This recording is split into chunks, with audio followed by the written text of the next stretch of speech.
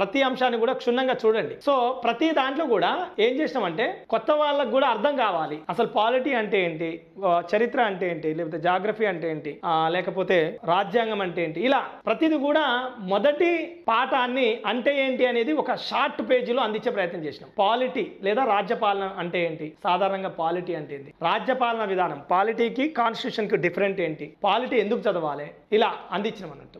అదేవిధంగా పాలిటీ లేదా రాజ్యాంగ పితామహులు ఎవరు, పాలిటీ పితామహులు లేదా రాజ్యాంగ పితామహులు ఎవరు, ప్రపంచంలో ఎవరు అండ్ భారతదేశంలో ఎవరు, ఇలా అందించే ప్రయత్నం చేసినాం బుక్లో. అండ్ అదేవిధంగా సో వాళ్ళు రాసినటువంటి రచనలు వాళ్ళనే ఎందుకు వాళ్ళు అంత ముఖ్యులుగా భారత రాజ్యాంగ పితామహుడిగా అంబేద్కర్ని ఎందుకు పరిగణిస్తుర్రు, అదేవిధంగా అరిస్టాటిల్ని ప్రపంచ రాజ్యాంగ పితామహుడిగా ఎందుకు పరిగణిస్తుర్రు అనే విషయాలను కూడా వాళ్ళ రచనలు, ముఖ్యమైనటువంటి రచనలు కూడా ఏంటి అనేది కూడా చూయించి, అంటే వాళ్ళ అత్యంత ముఖ్యులు కాబట్టి వాళ్ళ ఇంపార్టెంట్ బుక్స్ తెలిస్తే బాగుంటుంది అన్న ఉద్దేశంలో అందించాం. ప్రతి దాంట్లో కూడా మంచిగా అర్థవంతంగా అందించే ప్రయత్నం చేసాం.